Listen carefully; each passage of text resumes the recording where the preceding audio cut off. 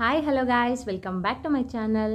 ಹೊಸದಾಗಿ ನನ್ನ ಚಾನಲ್ನ ನೋಡ್ತಾ ಇರೋರಿಗೆ ವೆಲ್ಕಮ್ ಮಾಡ್ತಾ ಇವತ್ತಿನ ವ್ಲಾಗ್ನ ಸ್ಟಾರ್ಟ್ ಮಾಡ್ಕೊಂಡಿದ್ದೀನಿ.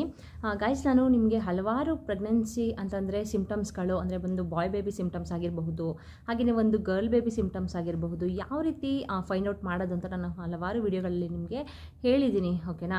ಬಟ್ ಇವತ್ತಿನ ಟಾಪಿಕಲ್ಲಿ ನೀವು ಆಲ್ರೆಡಿ ತಮ್ಮನೇಲಿ ನೋಡಿರ್ತೀರಾ. ಹೌದು, ಅಂದರೆ ಬ್ರೆಸ್ಟ್ ಸೈಜಿಂದ ಒಂದು ಗಂಡು ಮಗು ಆಗುತ್ತಾ, ಒಂದು ಹೆಣ್ಣು ಮಗು ಆಗುತ್ತಾ, ಯಾವ ಬೇಬಿ ಆಗುತ್ತೆ, ಆ್ಯಂಡ್ ಜೆಂಡರ್ ಪ್ರಿಡಿಕ್ಷನ್ನ ಯಾವ ರೀತಿ ಮಾಡ್ಬೋದು ಅನ್ನೋದನ್ನು ನಾನು ನಿಮಗೆ ಇವತ್ತಿನ ಟಾಪಿಕಲ್ಲಿ ತಿಳಿಸ್ಕೊಡ್ತೀನಿ.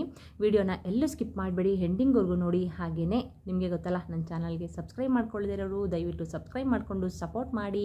ಈ ವಿಡಿಯೋ ನಿಮ್ಗೆ ಇಷ್ಟ ಆದರೆ ಲೈಕ್ ಮಾಡಿ, ಶೇರ್ ಮಾಡಿ, ಕಮೆಂಟ್ ಮಾಡಿ ಅಂತ ಹೇಳ್ತಾ ಬನ್ನಿ ತಡ ಮಾಡಿದೆ ವಿಡಿಯೋನ ಸ್ಟಾರ್ಟ್ ಮಾಡ್ಕೊಳ್ಳೋಣ.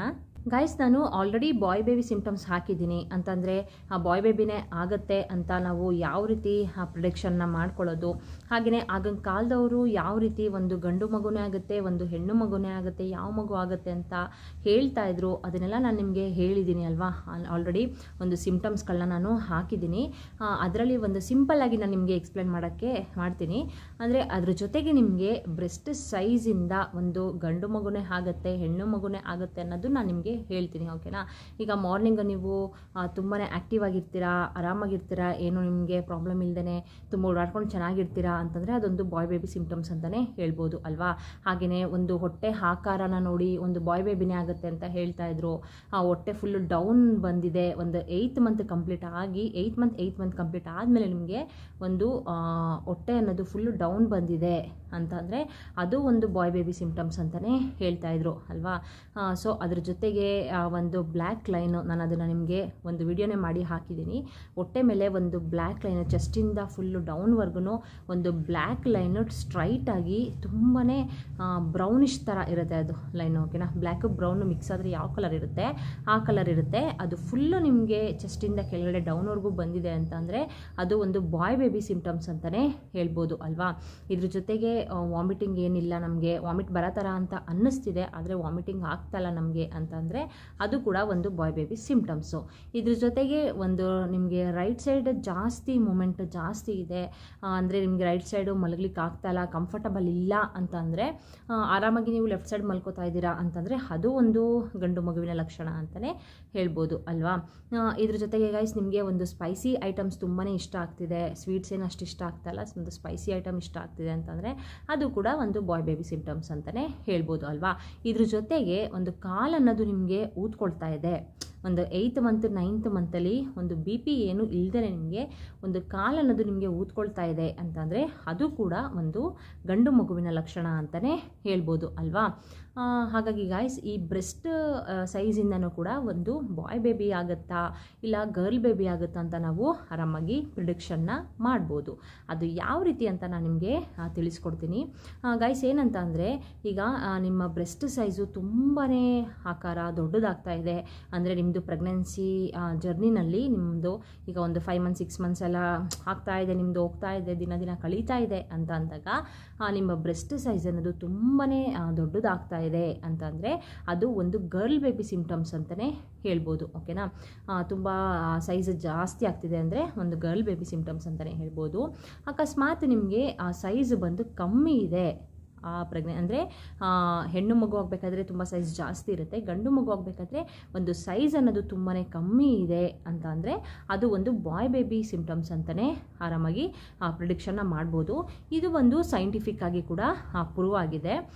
ಸೊ ಒಂದು ಚಿಕ್ಕದಾಗಿ ನಿಮಗೆ ಅಂದರೆ ತುಂಬ ದೊಡ್ಡದಾಗೇನಿಲ್ಲ, ನಾರ್ಮಲ್ ಆಗಿದೆ, ಆ್ಯಂಡ್ ಸ್ವಲ್ಪ ದೊಡ್ಡದಾಗಿದೆ, ತುಂಬ ಜಾಸ್ತಿ ದೊಡ್ಡದಾಗಿದೆ, ಸ್ವಲ್ಪ ದೊಡ್ಡದಾಗಿದೆ ಅಂತಂದರೆ ಒಂದು ಬಾಯ್ ಬೇಬಿ ಸಿಮ್ಟಮ್ಸ್ ಅಂತಲೇ ಹೇಳ್ಬೋದು. ಯಾಕೆ ಈ ಥರ ಅಂತಂದರೆ ಬ್ರೆಸ್ಟ್ ಸೈಜ್ ಈ ಥರ ಚಿಕ್ಕದಿರೋದ್ರಿಂದನೇ ಒಂದು ಬಾಯ್ ಬೇಬಿ ಆಗುತ್ತೆ ಯಾಕೆ ಅಂತ ನೀವು ಕೂಡ ಕೇಳ್ಬೋದು. ಅದಕ್ಕೂ ಕೂಡ ಸೈಂಟಿಫಿಕ್ ಆಗಿ ಒಂದು ರೀಸನ್ ಇದೆ, ಏನಕ್ಕೆ ಅಂತ ಹೇಳ್ತೀನಿ ನಿಮಗೆ. ನಿಮ್ಮ ಹೊಟ್ಟೆನಲ್ಲಿ ಅಕಸ್ಮಾತ್ ಗಂಡು ಮಗು ಏನಾದರೂ ಇದ್ದರೆ ಟೆಸ್ಟೋಸ್ಟಿರೋನ್ ಅಂತ ಒಂದು ಹಾರ್ಮೋನ್ ಅನ್ನೋದು ಪ್ರೊಡ್ಯೂಸ್ ಆಗುತ್ತೆ.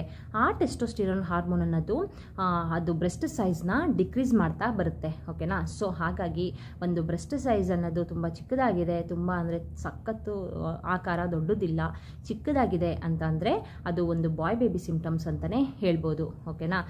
ಸೊ ಗೈಸ್, ನೋಡಿದ್ರಲ್ಲ, ಈ ಬ್ರೆಸ್ಟ್ ಸೈಜಿಂದ ಕೂಡ ನಾವು ಒಂದು ಬಾಯ್ ಬೇಬಿ ಗರ್ಲ್ ಬೇಬಿ ಅನ್ನೋದನ್ನ ಪ್ರಿಡಿಕ್ಷನ್ನ 100% ಮಾಡ್ಬೋದು. ಓಕೆನಾ. ನನಗೂ ಕೂಡ ಸೇಮ್ ಅದೇ ರೀತಿ, ನನಗೆ ಜಾಸ್ತಿ ಏನೋ ಆ ಥರ ಇರಲಿಲ್ಲ, ಆಕಾರ ಅನ್ನೋದು ತುಂಬ ದೊಡ್ಡದಾಗಿ ಏನಿರಲಿಲ್ಲ, ನಾರ್ಮಲಾಗೆ ನನಗೂ ಕೂಡ ಇತ್ತು. ಅದರಲ್ಲೂ ಕೂಡ ನೀವು ಆರಾಮಾಗಿ ಒಂದು ಜೆಂಡರ್ ಪ್ರಿಡಿಕ್ಷನ್ನ ಮಾಡ್ಕೊಳ್ಬೋದು. ಸೊ ಗೈಸ್ ನೋಡಿದ್ರಲ್ಲ, ಇದು ಒಂದು ಸಿಂಪ್ಟಮ್ಸು. ಓಕೆನಾ. ಈ ಸಿಂಪ್ಟಮ್ಸ್ನ ನೀವು ಅಬ್ಸರ್ವ್ ಮಾಡ್ಕೊಳ್ಳಿ. ಒಂದು ಬಾಯ್ ಬೇಬಿ ಆಗುತ್ತಾ ಇಲ್ಲ ಗರ್ಲ್ ಬೇಬಿ ಆಗುತ್ತಾ ಅಂತ ನಿಮಗೆ ಆರಾಮಾಗಿ ಗೊತ್ತಾಗುತ್ತೆ. ಓಕೆನಾ.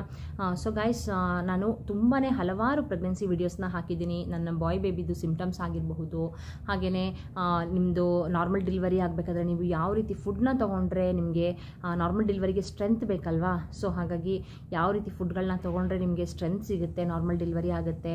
ಹಾಗೆಯೇ ಮಗುಗೆಲ್ಲ ಫುಲ್ಲು ಅಂಬಾಲಿಕಲ್ ಕರಳೆಲ್ಲ ಸುತ್ಕೊಂಡಿರುತ್ತಲ್ವಾ, ಅದು ಯಾಕೆ ಸುತ್ಕೊಳ್ಳುತ್ತೆ, ಹಾಗೆಯೇ ಒಂದು ಪ್ಲೆಸೆಂಟ್ ಪೊಸಿಷನಿಂದ ಒಂದು ಬಾಯ್ ಬೇಬಿ ಮತ್ತು ಗರ್ಲ್ ಬೇಬಿನ ಫೈಂಡ್ ಔಟ್ ಮಾಡ್ಬೋದಾ, ಅದನ್ನು ಕೂಡ ನಾನು ವಿಡಿಯೋ ಮಾಡಿ ಹಾಕಿದ್ದೀನಿ.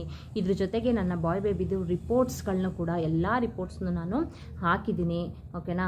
ಇದ್ರ ಜೊತೆಗೆ ಗಾಯ್ಸ್ ನಾನು ಒಂದು ವ್ರತದ ಬಗ್ಗೆ ಕೂಡ ಹಾಕಿದ್ದೀನಿ. ಅದಕ್ಕೂ ಕೂಡ ರೆಸ್ಪಾನ್ಸ್ ಚೆನ್ನಾಗಿ ಬರ್ತಾ ಇದೆ. ಅಂದರೆ ಈಗ ತುಂಬ ಜನಕ್ಕೆ ಮಕ್ಕಳಾಗ್ತಾ ಇಲ್ಲ, ಹಾಗೆಯೇ ಮದುವೆ ಕೂಡ ಆಗ್ತಾ ಇಲ್ಲ. ಒಬ್ಬೊಬ್ಬರಿಗೆ ತುಂಬ ಆಸೆ ಇರುತ್ತಲ್ವಾ, ಗಂಡು ಮಗುನೇ ಬೇಕು ಅಂತ. ಯಾಕೆ ನಾನು ರಿಪೀಟಾಗಿ ಎಲ್ಲ ವಿಡಿಯೋದಲ್ಲಿ ನಿಮಗೆ ಇದನ್ನು ಹೇಳ್ತಿದ್ದೀನಿ ಅಂತಂದರೆ, ಈಗ ಹೊಸ್ದಾಗಿ ಈ ವಿಡಿಯೋ ನೋಡೋರು ಇರ್ತಾರಲ್ವ, ನಿಮಗೂ ಕೂಡ ಬೋರ್ ಅಂತ ಅನಿಸ್ಬೋದು, ಏನು ಹೇಳ್ತಾರಲ್ಲ ಇದನ್ನು ವ್ರತದ ಬಗ್ಗೆ ಅಂತ. ಬಟ್ ಹೊಸ್ದಾಗಿ ಈ ಥರ ವಿಡಿಯೋನ ನೋಡೋರಿರೋರಿಗೆ ಗೊತ್ತಿರಲ್ಲ ಅಲ್ವಾ, ಅವ್ರಿಗೂ ಕೂಡ ಹೆಲ್ಪ್ ಆಗಲಿ ಅಂತ ಹೇಳ್ತಿದ್ದೀನಿ ಹೊರತು ತುಂಬಾ ಜಾಸ್ತಿ ಅಂತಂದರೆ ಸೆಕೆಂಡ್ಸ್ ರನ್ ಆಗಬೇಕು, ಮಿನಿಟ್ಸ್ ರನ್ ಆಗಬೇಕು ಅನ್ನೋದಕ್ಕೋಸ್ಕರ ಲೆಂತಿ ವಿಡಿಯೋ ಹಾಕಬೇಕು ಅನ್ನೋದಕ್ಕೋಸ್ಕರ ನಾನು ನಿಜವಾಗ್ಲೂ ಹೇಳ್ತಾ ಇಲ್ಲ. ಹೆಲ್ಪ್ ಆಗಲಿ, ಒಬ್ಬರಿಗೆ ಹೊಸ್ದಾಗಿ ನೋಡ್ತಾರೋ ಹೆಲ್ಪ್ ಆಗಲಿ ಅಂತ ಹೇಳ್ತಿದ್ದೀನಿ ಅಷ್ಟೇ. ಓಕೆನಾ. ಸೊ ಈ ವ್ರತದಿಂದ ನೀವು ಆರಾಮಾಗಿ ಒಂದು ಬಾಯ್ ಬೇಬಿನೇ ಬೇಕು. ಈಗ ಫಸ್ಟ್ ಮಗು ಹೆಣ್ಮಗು ಇರುತ್ತೆ, ಸೆಕೆಂಡ್ ಮಗು ಬಾಯ್ ಬೇಬಿನೇ ಬೇಕು ಅಂತ ಆಸೆ ಇರುತ್ತೆ. ಕೆಲವೊಬ್ಬರಿಗೆ ಮೊದಲನೇದು ಹೆಣ್ಮಗು, ಎರಡನೇದು ಹೆಣ್ಮಗು ಆಗುತ್ತೆ, ಮೂರನೇದು ಹೆಣ್ಮಗು ಆಗಿಬಿಟ್ರೆ ಅಂತ ಭಯ ಇರುತ್ತಲ್ವಾ. ಸೊ ಅವರಿಗೆ ಒಂದು ಗಂಡು ಮಗುವನ್ನು ಪಡೀಲಿಕ್ಕೆ ನೀವು ಯಾವ ರೀತಿ ವ್ರತನ ಮಾಡಬೇಕು, ಇದು ಬಂದು ಗಣಪತಿ ವ್ರತ ಆಗಿರುತ್ತೆ. ಆ ವ್ರತನ ನೀವು ಅಂದರೆ ತುಂಬ ಭಕ್ತಿಯಿಂದ ಶ್ರದ್ಧೆಯಿಂದ ಮಾಡಿದ್ರೆ ನೀವು ನಿಜವಾಗ್ಲೂ ನಿಮಗೆ ಗಂಡು ಮಗು ಅನ್ನೋದು ಆಗೇ ಆಗುತ್ತೆ. ಅದು ನನ್ನ ಎಕ್ಸ್ಪೀರಿಯೆನ್ಸು, ಸರಿನಾ.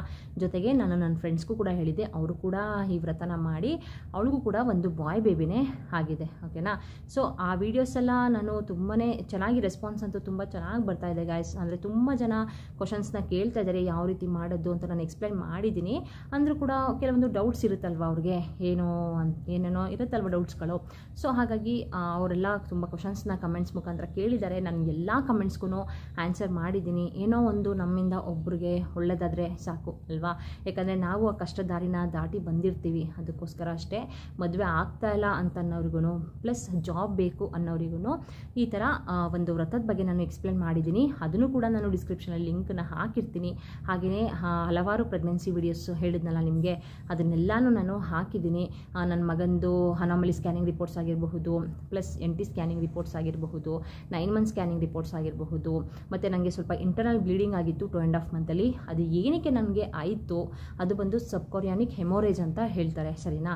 ಅದು ಯಾಕೆ ನನಗೆ ಆಯಿತು ಆ ಥರ ಅನ್ನೋದಕ್ಕೆ ನಾನು ರೀಸನ್ನು ಕೂಡ ಹೇಳಿದ್ದೀನಿ. ಆ್ಯಂಡ್ ನಾನು ಅದಕ್ಕೆ ನಾನು ಡಾಕ್ಟ್ರ್ ಹತ್ರ ತೋರಿಸಿ ಡಾಕ್ಟ್ರು ನನಗೆ ಮೆಡಿಸಿನ್ಸ್ ಎಲ್ಲ ಕೊಟ್ಟರು. ಏನಕ್ಕೆ ಆ ಥರ ಆಯಿತು ಅನ್ನೋದನ್ನ ಎಲ್ಲನೂ ಎಕ್ಸ್ಪ್ಲೇನ್ ಮಾಡಿದ್ದೀನಿ ಡೀಟೇಲಾಗಿ.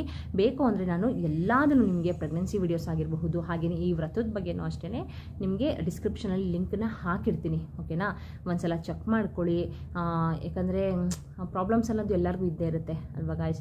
ಅದು ಈ ಮಕ್ಕಳು ಆಗಲಿಲ್ಲ ಅಂದರೆ ಚುಚ್ಚಿ ಮಾತಾಡೋರು ತುಂಬ ಜನ ಇರ್ತಾರೆ. ಸೊ ಗಾಯ್ಸ್, ನಾನು ಕೂಡ ಆ ಕಷ್ಟದ ದಾರಿನ ದಾಟಿ ಬಂದಿರೋದ್ರಿಂದ ನಿಮಗೆ ಹೇಳ್ತಾ ಇದ್ದೀನಿ ಅಷ್ಟೇ. ನೀವು ಕೂಡ ಈ ವ್ರತನ ಮಾಡಿ, ಎಲ್ಲರಿಗೂ ಒಳ್ಳೇದಾಗೇ ಆಗುತ್ತೆ. ನನಗೂ ಕೂಡ ಒಳ್ಳೇದಾಗಿರೋದಕ್ಕೆ ನಿಮಗೆ ಎಕ್ಸ್ಪ್ಲೇನ್ ಮಾಡ್ತಿದ್ದೀನಿ ಅಷ್ಟೇ. ಓಕೆನಾ. ಓಕೆ ಗಾಯ್ಸ್, ನೋಡಿದ್ರಲ್ಲ, ಇವತ್ತಿನ ವಿಡಿಯೋ ನಿಮಗೆ ಯೂಸ್ಫುಲ್ ಆಯಿತು ಅಂತ ಅಂದ್ಕೊಳ್ತೀನಿ. ಯೂಸ್ಫುಲ್ ಆಗಿದ್ರೆ ನಿಮಗೆ ಗೊತ್ತಲ್ಲ, ಒಂದು ಲೈಕ್ ಕೊಡೋದನ್ನ ಮರಿಬೇಡಿ. ಹಾಗೆಯೇ ಸಬ್ಸ್ಕ್ರೈಬ್ ಮಾಡ್ಕೊಳ್ದಿರೋರು ಸಬ್ಸ್ಕ್ರೈಬ್ ಮಾಡಿಕೊಂಡು ಸಪೋರ್ಟ್ ಮಾಡಿ. ಈ ವಿಡಿಯೋ ಇಷ್ಟ ಆದರೆ ಲೈಕ್ ಮಾಡಿ, ಶೇರ್ ಮಾಡಿ, ಕಮೆಂಟ್ ಮಾಡಿ ಅಂತ ಹೇಳ್ತಾ ನೆಕ್ಸ್ಟ್ ಹೊಸ ಇನ್ಫಾರ್ಮೇಷನ್ ವಿಡಿಯೋದೊಂದಿಗೆ ಸಿಗ್ತೀನಿ. ಅಲ್ಲಿವರೆಗೂ bye bye, see you, take care.